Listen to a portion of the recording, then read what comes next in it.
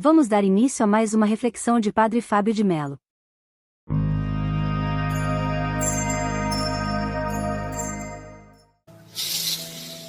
Então, toda vez que eu inspiro, eu estou invocando as forças do meu nascimento.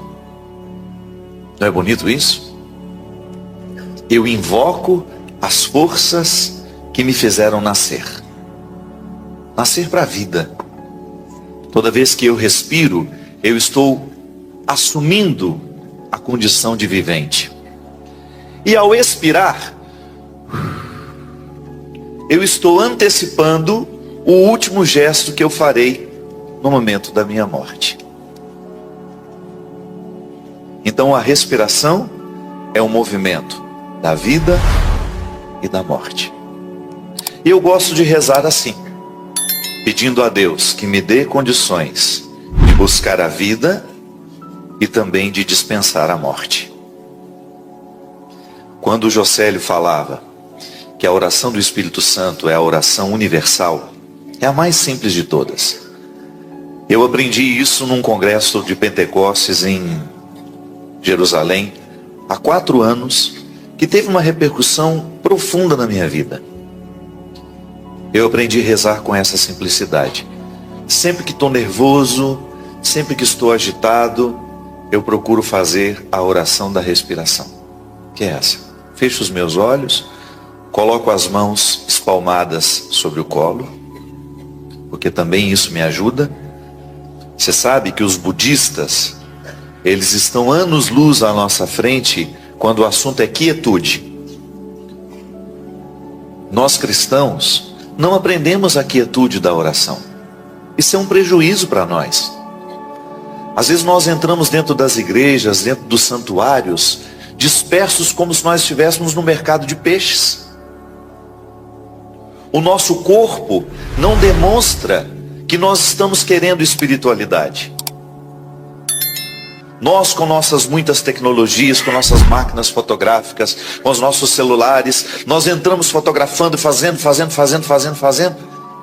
E a gente não indica ao corpo que ali é um lugar especial de oração.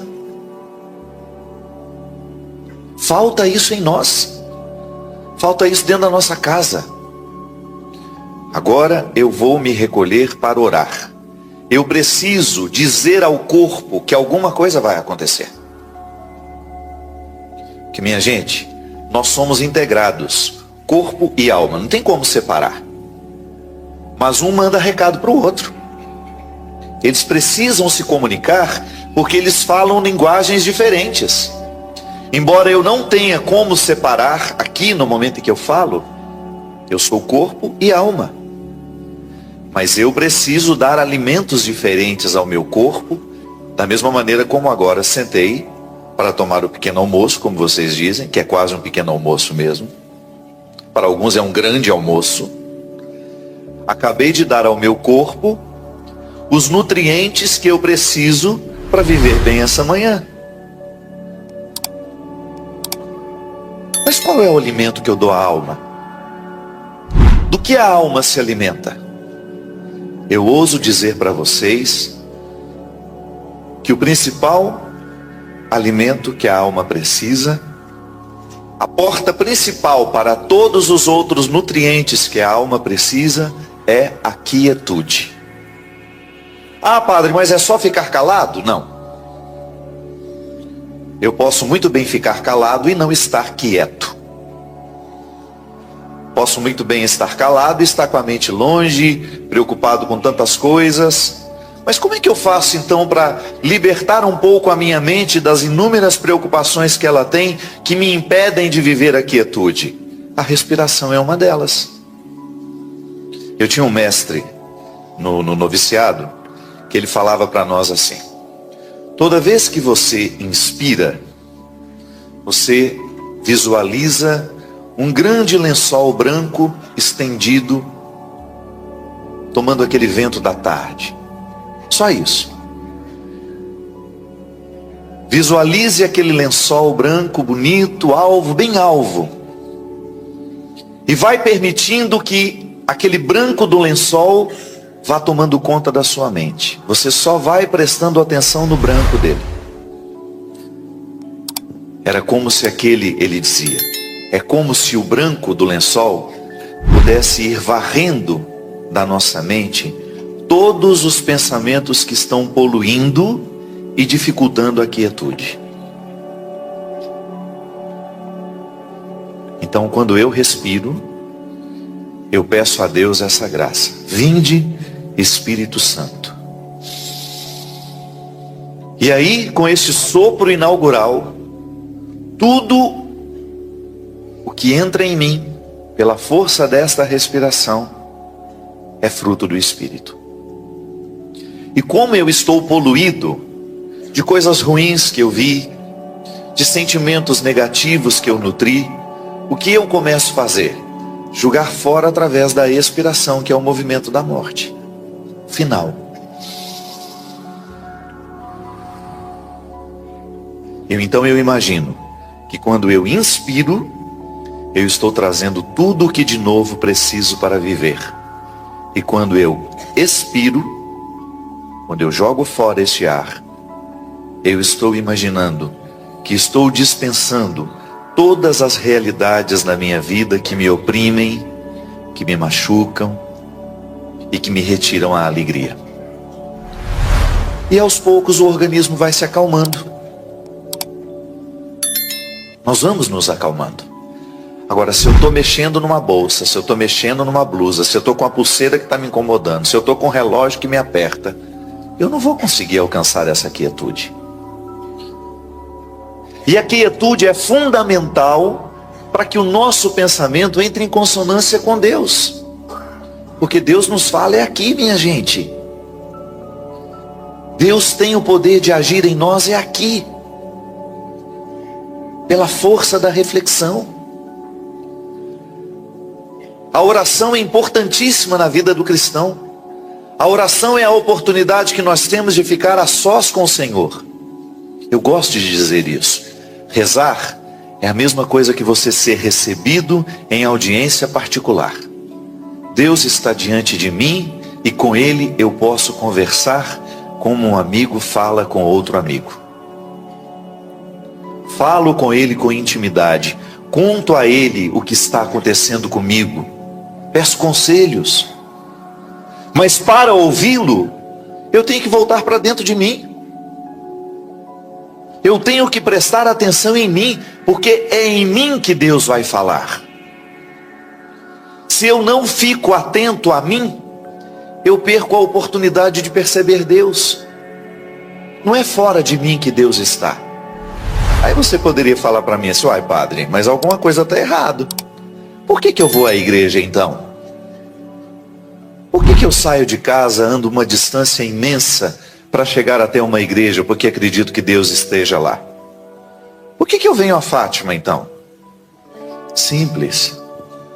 E você nunca mais vai esquecer isso. É uma regra de vida que Deus ensinou através de Jesus, seu Filho amado, a samaritana, no Evangelho de João, que eu acho libertador. Sabe por que nós saímos de casa para ir a uma igreja, para buscar um santuário, ou até mesmo um jardim que nos ajude a rezar? É porque aquele lugar facilita o estar em nós. Você anda uma certa distância para chegar a um lugar que está programado para jogar você para dentro de você. Ah, padre, mas isso não acontece muitas vezes, então está errado. Então nossas igrejas estão barulhentas demais. Eu, particularmente, quando eu saio da minha casa para ir para minha capelinha, ou para ir para um lugar que me ajuda a rezar, é porque aquela arquitetura, aquele lugar, me silencia. Isso é fantástico. Quando você entra, posso confessar para vocês, o lugar que mais me encanta aqui em Fátima, sabe? Não são os santuários não, com todo respeito. O lugar aqui em Fátima que me cala, que me joga para dentro, é a Oca do Anjo. A loca do anjo tem um poder imenso de me calar. Quando eu começo a fazer aquele caminho, é como se eu estivesse fazendo um caminho que me jogasse para dentro de mim. E gosto preferencialmente de ir lá um fim de tarde, que não tenha ninguém. Porque cada passo que eu dou na direção daquele jardim, é um passo que eu dou na direção de dentro de mim. E essa é a minha carência. Eu preciso caminhar para dentro de mim. Não basta eu ficar andando por aí, procurando Deus por fora. Não vou encontrar nunca. Jesus já nos falou através da samaritana. Mulher, vai chegar um momento em que não precisareis buscar neste ou naquele monte. Encontrareis em espírito e em verdade. Jogou tudo para dentro de nós. Um Deus íntimo, particular, que eu recebo quando nasço, que já está em mim, que já está em você. Aí você poderia dizer assim: mas ele tem mais Deus do que eu, padre? Porque ele está mais santo do que eu? Não. A mesma medida que Deus deu para ele, deu para mim, deu para você. É que na verdade, aquela pessoa pode ter vivido mais buscas que facilitaram, que orientaram o chegar dentro dela mesma. Por que uma pessoa é mais espiritualizada que a outra? Porque ela se beneficiou dos caminhos que a levavam, que poderiam conduzi-la ao conhecimento deste Deus que ela habita. Eu sou um santuário. Você é um santuário. Mas para chegar a este santuário, nós precisamos da quietude. Como dizia Moisés, nós precisamos, como dizia Deus a Moisés, nós precisamos retirar as sandálias dos pés. Às vezes, minha gente, eu como padre, fico muito preocupado em ver o cristianismo se tornar cada vez mais superficial. Tenho medo dessa superficialidade. Nós buscamos muito pouco a quietude. Nós buscamos muito pouco a reflexão. Talvez seja por isso que a nossa religião, em muitos lugares, ela não se transforma em espiritualidade, que é uma diferença. Há pessoas que têm religião, há pessoas que não têm a espiritualidade da religião, só têm a religião, só participam, mas não chegaram aos benefícios do ser religioso, que é justamente o ter espírito. Espírito é tudo aquilo que sopra e vivifica, da mesma maneira como a respiração. Tampa o seu nariz. Se eu perguntar para você agora, o que é mais urgente para você? Respirar. Está vendo? É ter espírito. Na vida espiritual é a mesma coisa. Não adianta eu ter a religião. A religião é o nariz. Mas se ele estiver tampado, não adianta ter. Eu preciso vivificar a minha religiosidade. E como é que eu vivifico essa espiritualidade? Mediante a busca desse Deus que me habita. Mediante a busca desse Deus que está em mim, que está em você, que não pode ficar desconhecido a vida inteira. É como se nós tivéssemos o potencial maravilhoso que nunca usamos porque desconhecemos que temos.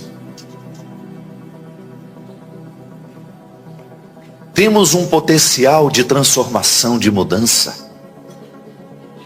Eu quando vejo, por exemplo, uma pessoa passando por um momento de dificuldades, de lutas, e a vejo permanecer em pé, lidando com tanta sabedoria, com o sofrimento que tem, isso é fruto da espiritualidade, da religião que virou espiritualidade. Quando eu vejo uma pessoa muito religiosa, não dando conta da vida que tem, o que eu identifico? Falta de espiritualidade na religião. Teve muita prática religiosa, mas teve pouco crescimento. Teve pouco amadurecimento. Não se preparou para viver. A religião não foi capaz de entrar no cerne da existência. A religião não foi capaz de transformar-se em mística. Mística é aquilo que reveste, é aquilo que dá brilho, é aquilo que dá consistência. Quando digo para vocês que tenho medo, que tenho receio de um cristianismo sem mística, é justamente de um cristianismo sem alma, de um cristianismo que não tenha o poder de transformar a nossa vida, o nosso jeito de ser, de mexer na nossa personalidade. Mauricinho, vamos cantar mais tarde, viu? Por enquanto vou falando aqui. Nós estamos aqui para discutir um tema interessantíssimo. Eu escrevi este livro no Brasil em 2007. Este livro nasceu de uma pequena conversa que eu tive com uma amiga recém-conhecida. Eu me lembro, eu sempre tive a prática do ano 2000 para cá, eu sempre tive a prática, incluir na minha dieta a atividade esportiva. Eu estava muito doente em 2001, logo quando eu fiquei padre, passando por um processo de estresse terrível. Tinha uma alimentação totalmente desregrada. Eu fui a um médico e ele me disse assim: o que você faz da vida? Eu falei: eu sou padre. E vive tão mal? Sim. Me senti ofendido, mas fiquei calado. Disse: por que vivo tão mal? Não, porque eu achava que padres, que freiras, enfim, eu não sou religioso, ele disse. Eu achava que pessoas religiosas cuidavam um pouco mais, um pouco melhor de suas saúdes. De sua saúde. Mas por que o senhor está me dizendo isso? Não, foi só uma curiosidade, ele falou. Minha gente, aquilo ficou me martelando. Não é que esse ordinário tem razão?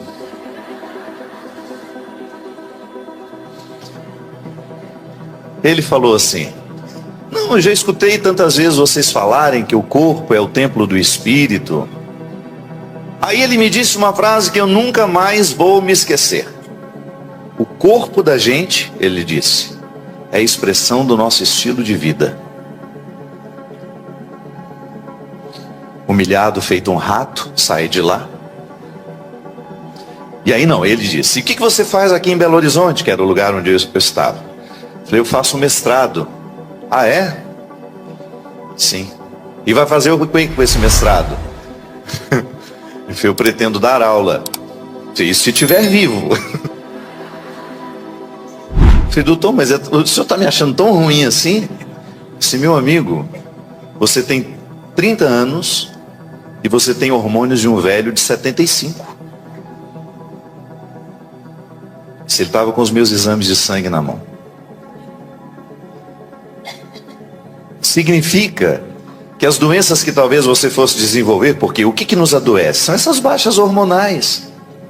O estilo de vida, né? Estilo de vida e hormônio estão intimamente associados. O hormônio que a gente dorme é produzido de acordo com o estilo de vida que a gente tem. Se eu fico lá com a cara grudada num aparelho eletrônico, provocando a luz, não vou produzir o hormônio que me faz dormir. Não vou relaxar. Aí ele disse: então tudo aquilo que você poderia ter aos 75 anos, você pode ter agora em breve. Então eu acredito que você vai usar muito pouco esse curso que você está fazendo. Eu falei: pronto. Eu falei: não, mas eu não estou te falando isso para te desanimar, não. Eu acredito que padre tem a força de vontade. Vai sair daqui e vai mudar de vida, porque você tem muito o que fazer ainda. Vai aproveitar a sua vida, vai estudar, vai fazer o que você faz. Mas não se esqueça de que você precisa cuidar daquilo que Deus não pode cuidar por você. Aí sim, me matriculei num ginásio, como vocês dizem. Parei de tomar os 2,5 litros de Coca-Cola que eu tomava diariamente. Sim, tomava 2,5 litros de Coca. Eu saí dali, eu nunca mais provei Coca-Cola na minha vida. Foi uma das coisas mais difíceis. Aliás, até hoje eu ainda olho para ela.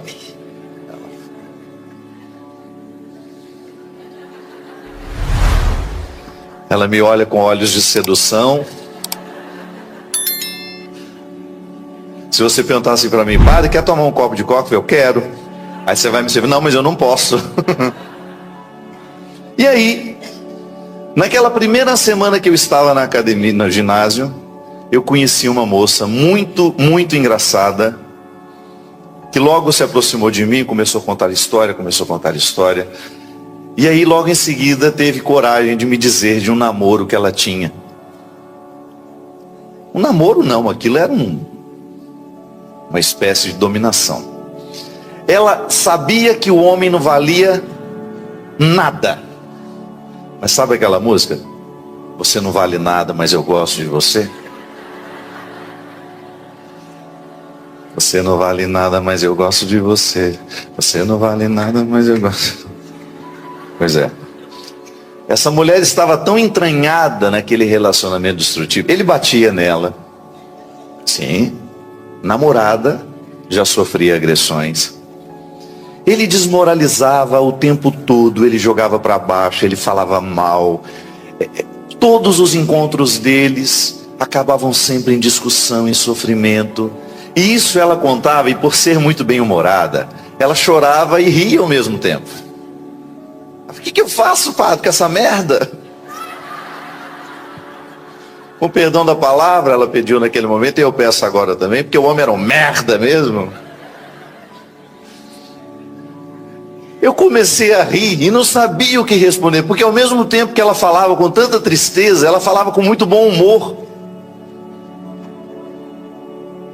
E naquele momento, eu disse a ela, se você ainda consegue rir desta história, é porque ainda existe um espaço de liberdade para você escolher.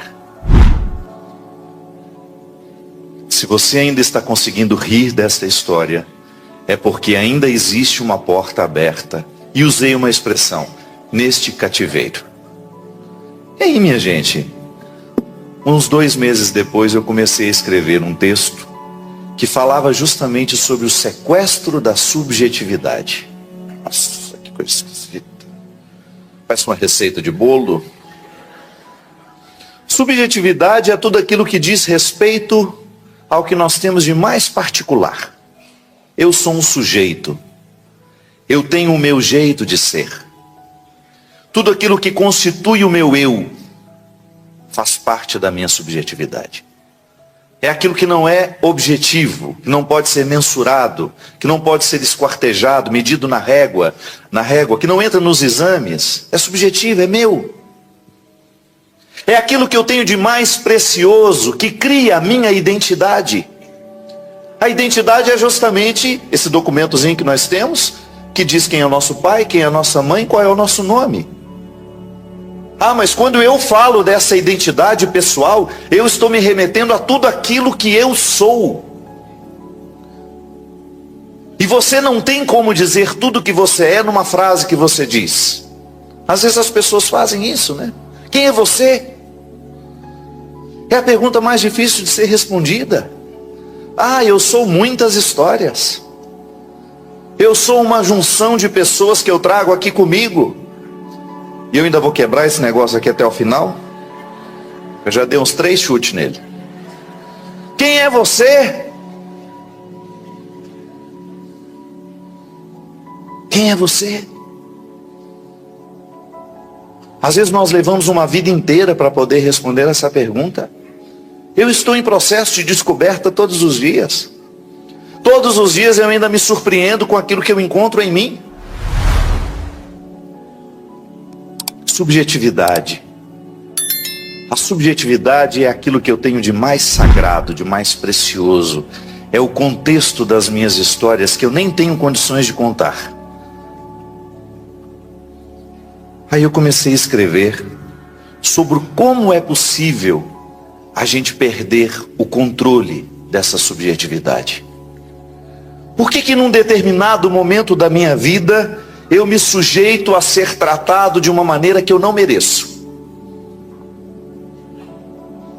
Por que num determinado momento da vida, uma pessoa perde o direito de dizer não a um copo de uísque, por exemplo? Por que num determinado momento da história, depois de ter fumado muitos cigarrinhos, uma pessoa perde o direito de dizer: eu não fumo mais você? Em algum momento dessa história, a gente vai se acostumando com o tratamento ruim. É igual, aqui também eu conto isso. É igual a lógica do sequestro. Pode ser que aqui em Portugal você não veja muito isso, mas no Brasil sofremos demais com sequestros. Pega-se uma pessoa, retira aquela pessoa do convívio familiar, coloca no cativeiro. O que é o cativeiro? É um lugar inóspito, distante, escondido, que nem a vítima sabe onde é.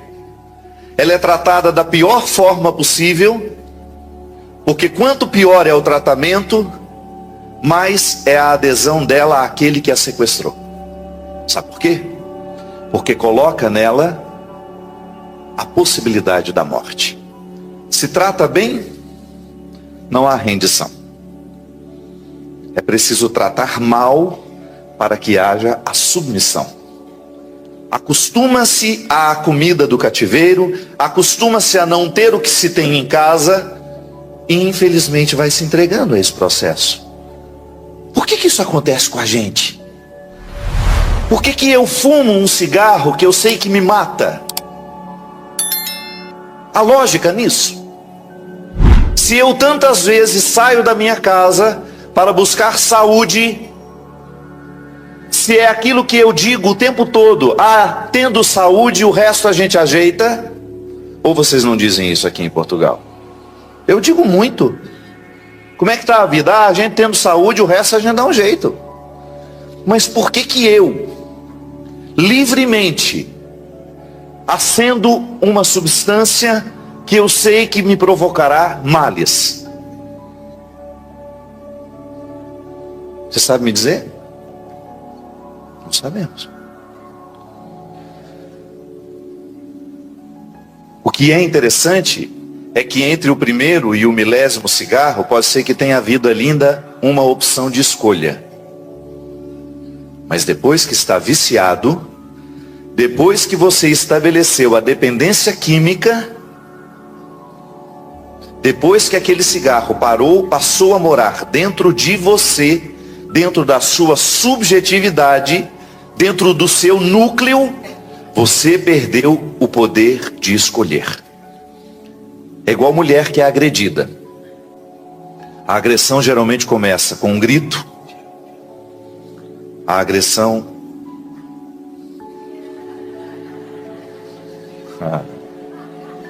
pegou em cima, viu? A agressão começa com um grito. Se você se acostuma com esse grito, ele dá 2. E se você continua permitindo os gritos, vão partindo para outras agressões. É assim.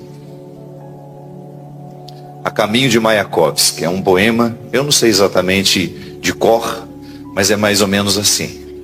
Primeiro, eles entram e pisam as nossas flores, e nós não dizemos nada. Depois, eles vêm, arrancam os nossos portões, e não dizemos nada. Até o dia em que entram, matam os nossos filhos, e porque nunca dizíamos nada, agora mesmo já não sabemos dizer. É assim.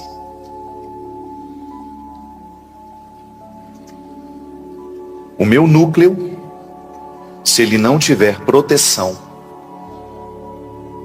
ele se torna um alvo fácil para os invasores. Eu sei que eu estou falando aqui, você está pensando em muita gente. No fumador da sua casa, naquele que bebe, ou naquele que vive um relacionamento afetivo de extrema destruição. De uma pessoa que perdeu a capacidade de ser ela mesma, porque se rendeu a um invasor. Uma pessoa que de repente perdeu a capacidade de se amar, que se entregou aos maus tratos, uma pessoa que se nivelou por baixo, uma pessoa que perdeu a capacidade de viver a própria vida, que abandonou os próprios sonhos, que abandonou o que Deus tinha para ela, que não foi buscar a parte que lhe cabe nesta vida. Eu sei que você está pensando talvez em até uma situação particular que você já tenha vivido. Sim, padre, eu acho que eu também em algum momento da vida eu fui sequestrado. Eu já fui. Quando eu começo contando essa história para vocês, de que eu estava aos 30 anos de idade com o estilo de vida de um homem de 75, 80, é porque de alguma forma eu estava sequestrado por um estilo de vida que não era o que eu precisava me dar. Agora, minha gente, por que nós perdemos a capacidade de observar o que de fato nós precisamos? Por que nós vivemos tão mal? Por que nós passamos anos e anos e anos de nossa vida oferecendo-nos a pior parte, se nós merecemos a melhor? Por que tantas vezes nós optamos por viver de uma forma destrutiva,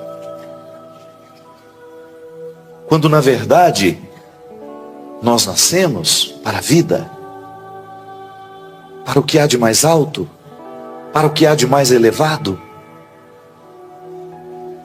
Jesus nos evangelhos diz: conheceis a verdade e a verdade vos libertará. Eu digo para vocês que na minha experiência como padre, de tudo aquilo que eu ouvi, de tudo aquilo que eu vi e dos relatos que este livro traz, porque o livro, ele tem várias histórias que nos ajudam a pensar os nossos sequestros. Eu cheguei à conclusão de que a forma mais fácil de destruir uma pessoa é você privar essa pessoa de se conhecer. Traga um filho ao mundo e comece a projetar neste filho tudo o que você queria para você, tudo que você gostaria de ter vivido e não viveu, e você vai destruir um filho. Comece a fazer o seu filho querer viver, ter a vida que você gostaria de ter tido e não teve, e você vai destruir uma criança, porque você vai privá-lo de saber quem ela podia ser. O autoconhecimento é a oportunidade que nós temos de mergulhar nas nossas possibilidades e nos nossos limites. O autoconhecimento é o exercício que nós começamos a fazer desde o momento que nós tomamos consciência. Porque eu não sei em que momento eu tomei consciência, comecei a tomar consciência de quem eu sou. Eu sei que num determinado momento eu comecei a saber e dizer que disso eu gosto, daquilo eu não gosto. E no momento em que nós dizemos disso eu gosto, daquilo eu não gosto, eu comecei a receber críticas por isso. Comecei a receber palpites. Pessoas começaram a interferir, dizer: ah, mas isso não é bom, ah, mas aquilo não é bom. Por isso que quando eu digo para vocês responder quem eu sou, é um mistério. Eu sou aquilo que de fato sou, mas eu sou também um monte de coisa que os outros quiseram que eu fosse. Vamos repetir isso? Eu sou aquilo que de fato sou, mas também sou um monte de coisa que os outros quiseram que eu fosse. E como separar o joio do trigo? Aos 40 anos de idade, aos 50, ou então depois que o cabo da esperança já foi cruzado e nós já estamos na linha de chegada.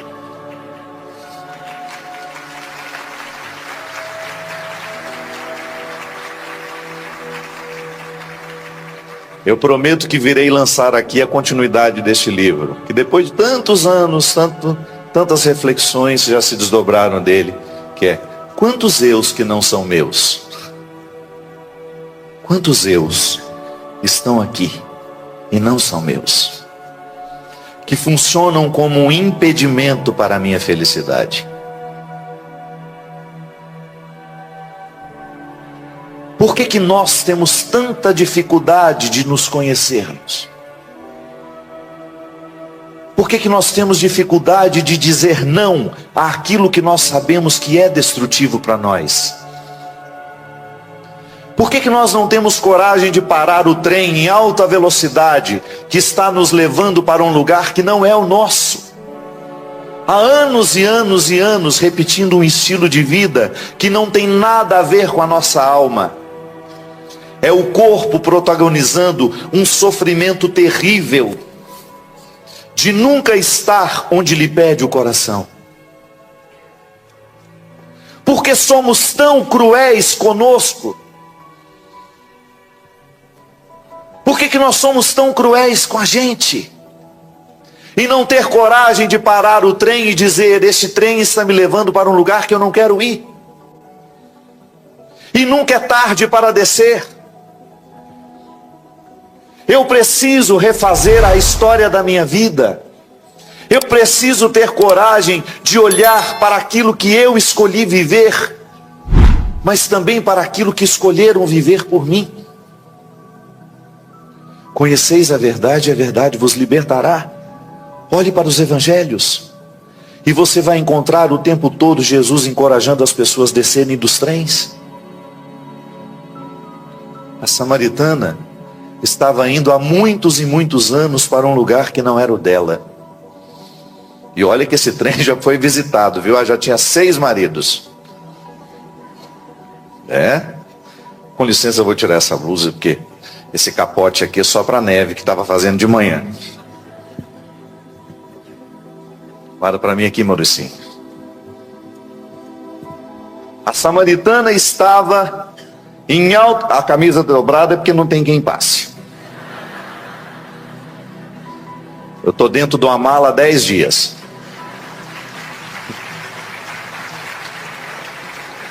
A samaritana estava longos anos da sua vida indo para um destino que não a fazia feliz. E de repente ela se depara numa daquelas paradinhas do trem.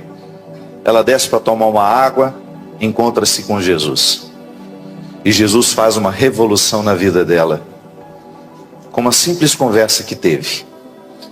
Eu acho interessantíssimo a capacidade que Jesus teve de entrar no cerne da subjetividade da samaritana.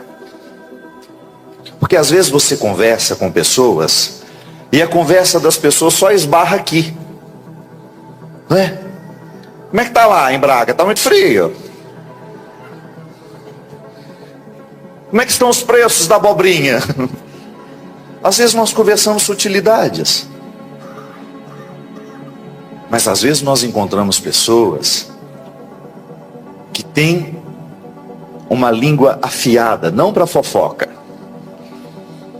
mas uma língua que tem o poder de fazer uma cirurgia dentro de nós. Eu me lembro que quando conheci uma amiga que chama-se Carla Carvalho, ela mora lá no Brasil, eu fui fazer um show na cidade dela, e era o marido dela que estava organizando, e ela foi me buscar muito gentilmente, e logo quando eu cheguei, aquela pergunta trivial, né? E ela me olhou muito assim nos olhos, que era um olhar de quem realmente me queria bem. Sabe quando você identifica um ser humano que você não conhece, mas que você sabe que ele quer bem? E ela falou: e aí, padre, como o senhor está? Eu falei: estou bem, graças a Deus. Mas ela olhou firmemente e falou: mas o senhor está feliz? Eu comecei a chorar. Comecei a chorar naquela hora e estou com vontade de chorar agora de novo.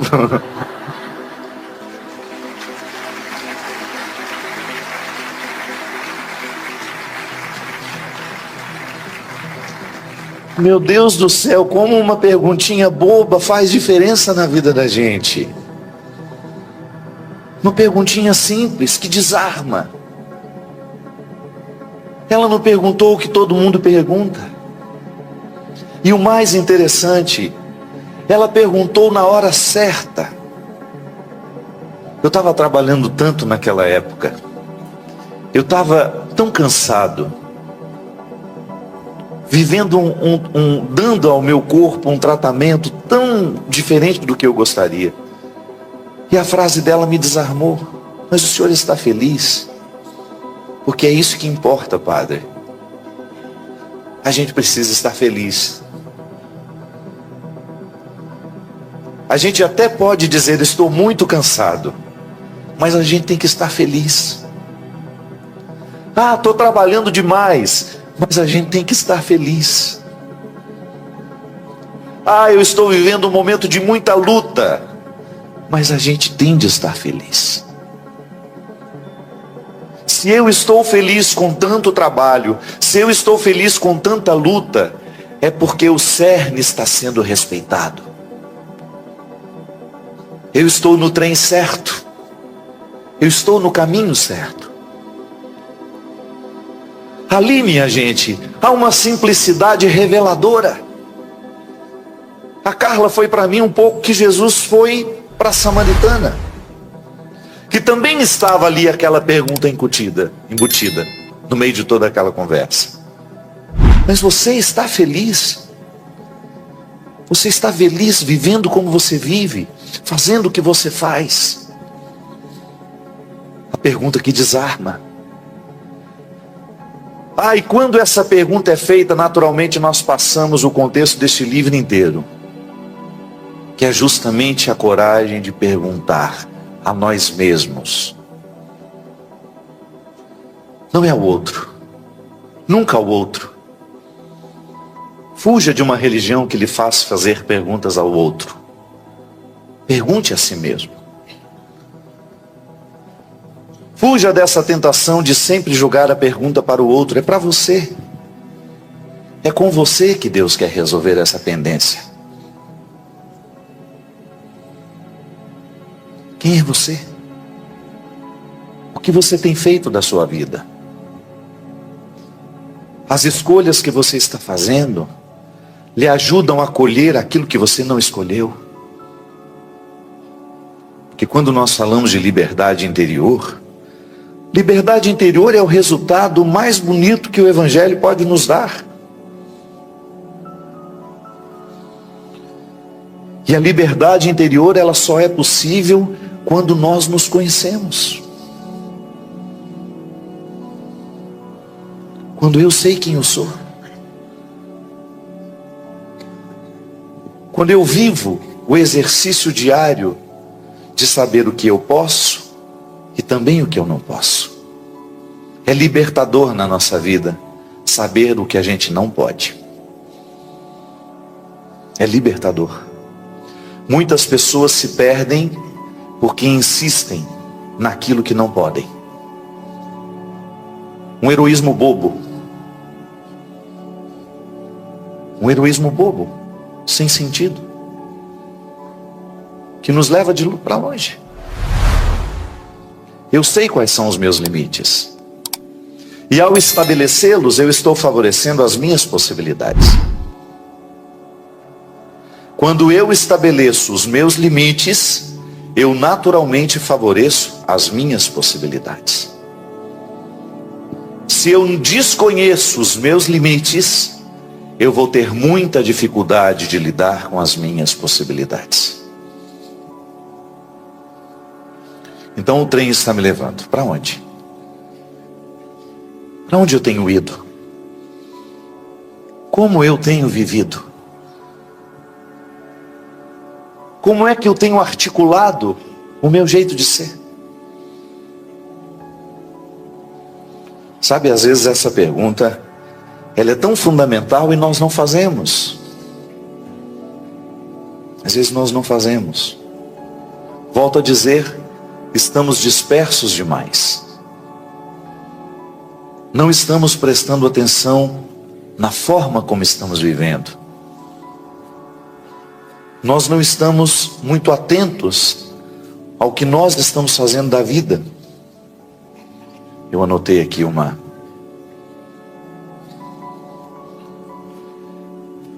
A liberdade interior como um resultado que evidencia e que dá testemunho do que Deus já fez em nós, ela é exercida na capacidade que nós temos de escolher, mas sobretudo em acolher. Eu não escolhi os sofrimentos que eu tenho, você escolheu? Pode ser que em algum momento você até tenha escolhido errado alguma coisa que gerou um sofrimento. Não tem como fugir disso. Não tem como. Eu vejo lá na minha casa. Vocês não fazem ideia a família difícil que eu tenho.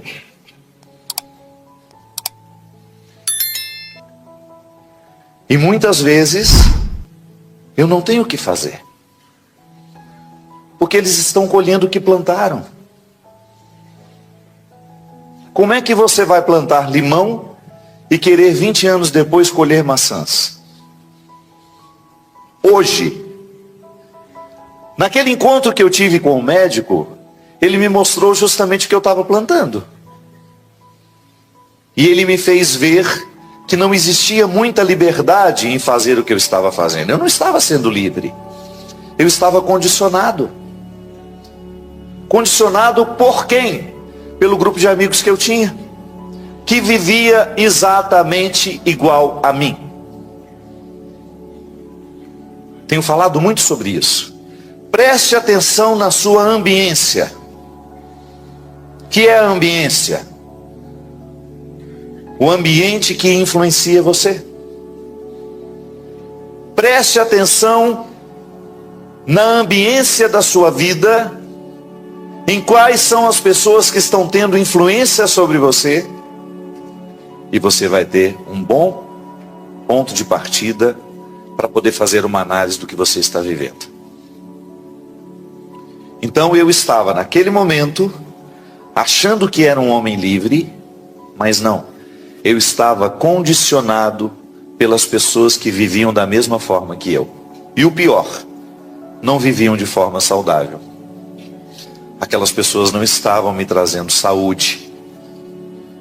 Saúde física que, consequentemente, repercute na minha vida espiritual. Porque eu exercito a minha vontade na minha vida prática.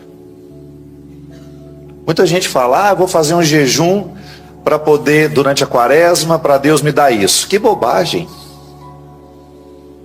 Aliás, eu acho que Deus, coitado, deve ficar tão chateado quando vê esses negócios. Ele parece um velho ridículo, né? Que fica atrás de um balcão, vendo lá, comeu carne, ó. Falou que nem ia comer chocolate, tá lá, enfia na cara naquela... Aí vai lá, marca no caderninho dele. Não vou dar a graça prometida. Não esqueça esse Deus. Quando eu faço uma promessa, quando eu me comprometo a fazer um jejum, não é porque Deus vai ficar rindo para mim, achando que Ele... Não, é aqui dentro. Ao ser capaz de não comer aquela carne naquele momento em que eu tenho tanta vontade, eu fortaleço a minha vontade. Isso é filosófico. Aristóteles já falava disso antes de Jesus. Que o ser humano, se ele não se exercita na vontade, se ele não fortalece a sua vontade, ele vive nos vícios. Nós não estamos nem falando de cristianismo não, gente. Nós estamos falando de filosofia. Aristóteles dizia que os grandes são aqueles que driblam o poder do vício e salientam a força da virtude. Então eu fortaleço a minha vontade quando eu renuncio livremente de não comer por um tempo, ou no meu caso foi definitivo. Eu nunca mais na minha vida vou tomar refrigerante. Por quê? Porque é um líquido, e depois até descobri, que é considerado pela Organização Mundial da Saúde como o pior líquido do mundo. E eu bebi aquilo. Ao não beber esse refrigerante, eu fortaleço o que dentro de mim?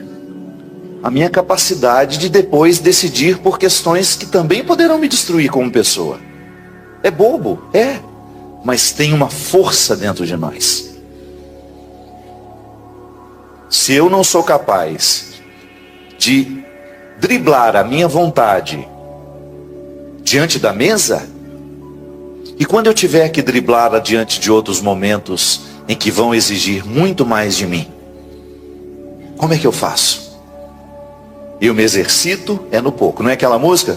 Se sou fiel no pouco, Ele me confiará mais. Se sou fiel no pouco, meus passos. Pois é, a liberdade interior que Deus nos dá é uma semente pequena que nós vamos semeando aos poucos. Na teologia, e esse livro também fala disso, a antropologia teológica diz que todos nós recebemos o dom da liberdade. É dom. Não é mágica. Terá de trabalhar diariamente para se tornar livre. Libertar a liberdade que há em mim. Diga comigo, eu sou livre, mas preciso libertar a liberdade que há em mim. Não está pronto. Você só se tornará livre à medida em que você exercer essa liberdade. Em que você se exercitar nos momentos da vida em que você perceber, isso aqui é para me fazer livre. Eu preciso me exercitar. Estava dizendo, a liberdade nos ajuda a escolher, mas sobretudo a acolher aquilo que eu não escolhi. É interessante porque quando eu não tenho condições mais de mudar a escolha, eu tenho que acolher o resultado. Eu não vou ficar esperneando dizendo, isso não é mesmo. Acolho e vou viver da melhor forma as consequências daquilo que eu não escolhi, mas que acabou sobrando para eu cuidar. Não é? Quantas vezes eu tenho na minha mãe um grande exemplo. Minha mãe é uma mulher que viveu muitas perdas, mas muitas. Ela já nasceu perdendo, tadinha. Mas eu nunca vi nessa mulher um traço de revolta por ter perdido tanto. E o tempo foi me revelando. É que minha mãe é um ser humano muito livre. Quem tem a oportunidade de conhecê-la sabe do que eu estou dizendo. E eu percebo a liberdade dela no humor. Como ela é bem humorada com os limites dela. Ela está livre. Ela está livre para perder. A espiritualidade dela foi desde menininha alimentada para ensiná-la isso. Estou crescendo em cada oportunidade que a vida me dá. Mas também não me recordo de ver a minha mãe se subjugando àquilo que não era para ela. Não. A pergunta era feita diariamente. Estou sendo quem eu posso ser? Ou eu estou desperdiçando a minha vida com as projeções dos outros?